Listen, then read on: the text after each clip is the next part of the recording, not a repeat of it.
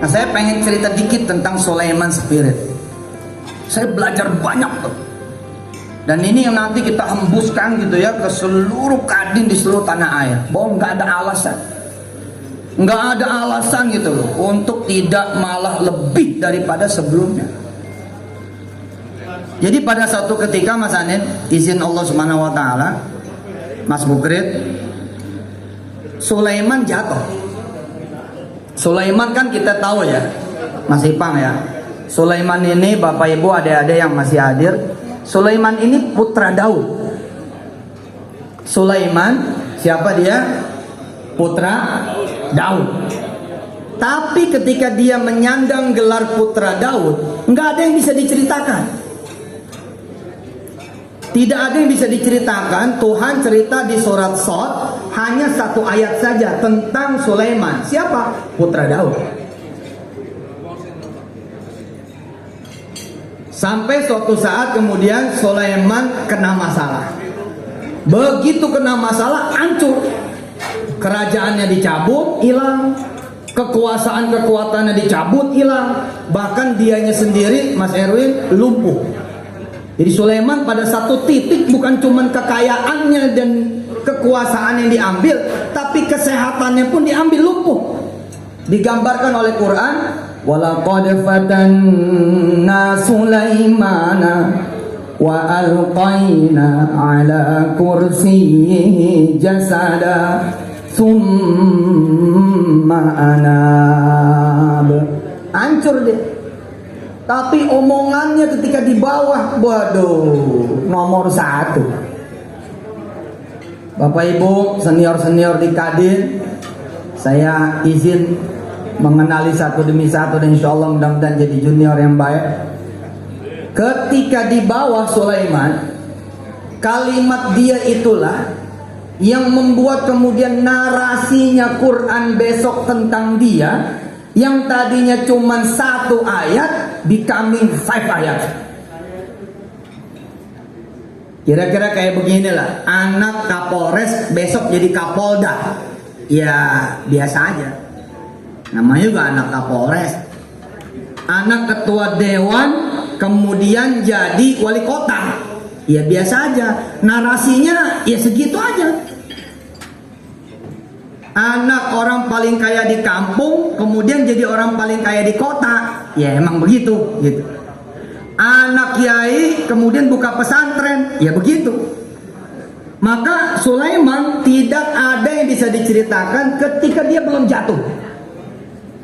Tadi menarik nih ketika Mas Anin dikisahkan tahun 2001 menyelesaikan PR 1,2 miliar billion, 1,2 miliar US dollar.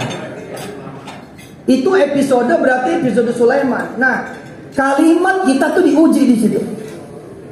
Maaf Pak, saya bisa contohin kayak begini. Orang di PHK, lama sekali 3 tahun nggak kerja. Lama nih, 3 tahun nggak kerja. Terus kira-kira kalimatnya gimana? Doanya gimana? Pak Ucu, biasanya doanya begini.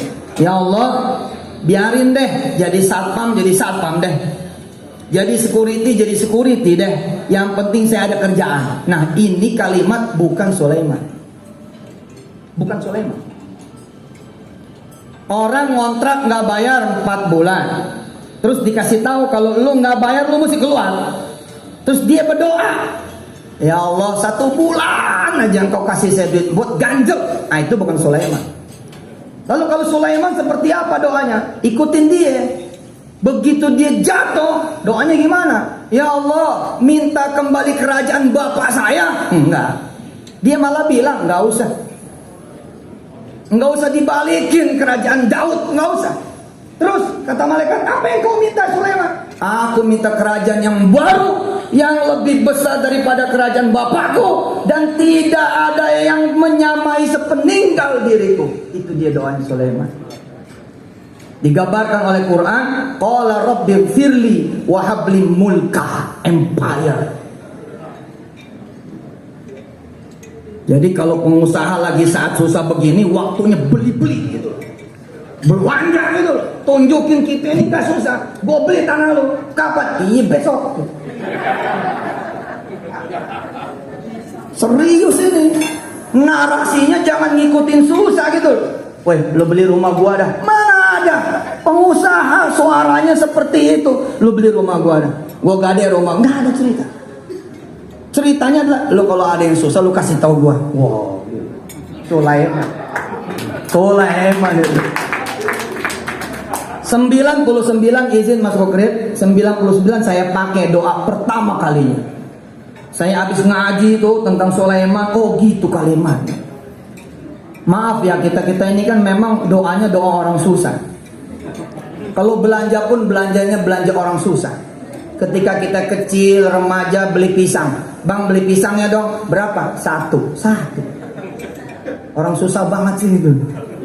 Bang beli pisang, berapa? Semua. Wah itu. Dari awal belinya kayak gitu. Nah saya 99 DO tuh.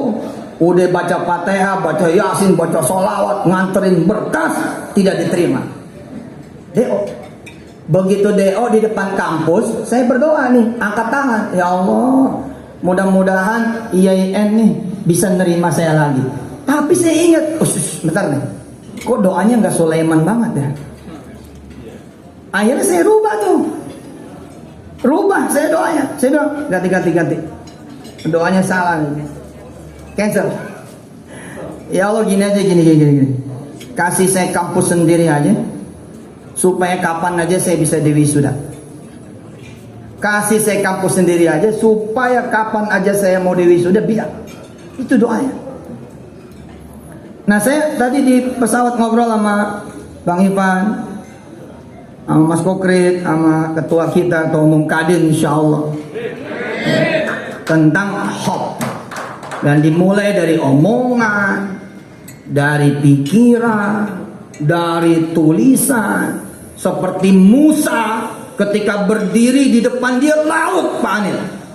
Musa udah lari dari Fir'aun, depannya laut.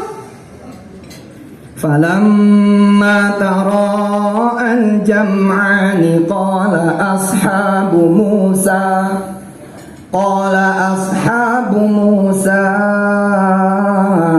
inna lamudrakun. Di depannya laut, di belakang Fir'aun sama tentara udah kelihatan. Musa sebagai ketua nih, sebagai pemimpin bangsanya berdiri sama mata manusianya depan laut.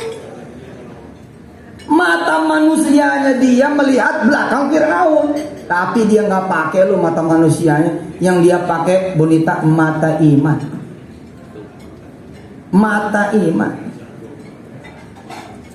Qala ashabu Musa, berkata nih ketum-ketum daerah gitu kan. Berkata nih pengikutnya Musa, ashabu Musa. Kalau kayak kita sekarang ketum-ketum daerah, ketum Jateng, ketum Pekalongan dan segala turunannya begitu. Ashabu Musa, wah ini masa susah. Terus berdiri Mas Konkret, kata siapa yang susah gitu. Kata siapa lo gila, nih faktanya begini, datanya begini. Nah Musa nggak mau pakai data dan fakta bila itu membuat dia kecil. Musa alih-alih memilih iya, innalamudrakun, betul kita bakal tenggelam, alih-alih memilih kata itu, diksi itu, Musa malah bilang apa coba? Kalla, enggak bakalan. Ini saya ingat ini karena sama Pak Erwin, makanya saya kisahnya ini. Kalla, enggak bakalan gimana? Enggak bakalan tenggelam, enggak bakalan ketangkep. Musa, buka mata kamu. Depan itu laut, belakang Fir'aun. Tapi Musa berdiri, dia tetap bilang kalla, enggak bakalan. Pengikutnya nanya, kenapa engkau bisa bilang begitu wahai Nabi Allah? Musa jawabnya gampang, inna ma'iyya rabbi, karena ada Allah bersama kita. Oh, halo Mas Failasu. saya yakin dia akan memberikan petunjuk buat kita, memberikan jalan buat kita. Dan benar, di banyak kitab suci, bukan cuma Quran, dikisahkan kemudian Musa membelah laut. Yang tadinya nggak mungkin, di situ justru kemungkinannya. Yang di situ malah bahaya, di situ malah rizkinya. Yang di situ malah kelihatannya nggak bakal bisa ngapa-ngapain, di situ malah sumber kemudian kehidupan. Insya Allah, ya. Mas Anin mudah-mudahan jadi Musanya abad ini, amin. Insya Allah Mas Anin juga jadi Sulaimannya abad ini, yang memimpin kita semua bisa keluar dari segala kesulitan, dari segala kesusahan, dan mengubahnya menjadi segala potensi, harapan, kesempatan, dan keuntungan. Mari kita berdoa, mudah-mudahan beliau dimuluskan oleh Allah Subhanahu wa taala menjadi ketua yang dipilih oleh Allah Subhanahu wa taala. Bukan sekadar dipilih oleh Mas Kukrit dan kawan-kawan se-Indonesia, tapi dipilih oleh Allah Subhanahu wa taala. Al-Fatihah. Bismillahirrahmanirrahim. Wali walidina amin. Buat para pengusaha, pakailah kalimat-kalimat Sulaiman itu. Jangan sampai nggak dipakai. Misal untuk urusan omset, jangan pernah ada bicara lagi ratus, jangan ada bicara lagi miliar, langsung bicaranya triliun. Nggak ada cerita. Jadi saya juga udah, saya nih Mas Kulit nggak bisa ngitung. Kalau semiliar ke bawah nggak bisa ngitung saya. Iya. Biasanya triliun gitu. No matter how, no matter what. Betul, nggak ada ceritanya. Jadi kalau cerita megang apapun, dia ada. Saya sebagai penutup, Mas Anin pernah nerima sedekah dari seorang kira-kira 100 juta rupiah. Dia pengambil kelapa. Jadi dia ikutin ceramah di Antv-nya Pak Anin.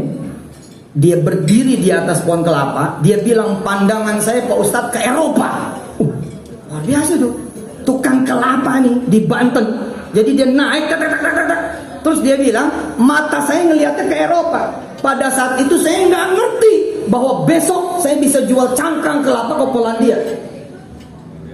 Luar biasa Mas Tok. Jadi dia bilang, waktu saya naik tuh kelapa, berdiri di pucuknya kelapa, ngikutin si Ustadz. Lu mandangnya jangan mandang pakai mata lu mandang pakai mata iman lu. Iman lu tuh bisa mandang jauh. Lalu kata dia, kok kebayangnya Eropa. Jadi begitu dia naik pohon kelapa, bukan di Banten nih, di Eropa. Terus dia datang ke pesantren, dia bilang, Ustadz, ini sebagian dari shipping pertama cangkang kelapa saya ke Polandia. Cangkang lu, cangkangnya luar biasa. Assalamualaikum warahmatullahi wabarakatuh. Suaranya Assalamualaikum Mbak Kuning. Dengar teman sahabat-sahabat. Assalamualaikum Mbak Kuning. Insyaallah jadi orang sehat, selamat, banyak umur, bahagia dan sukses.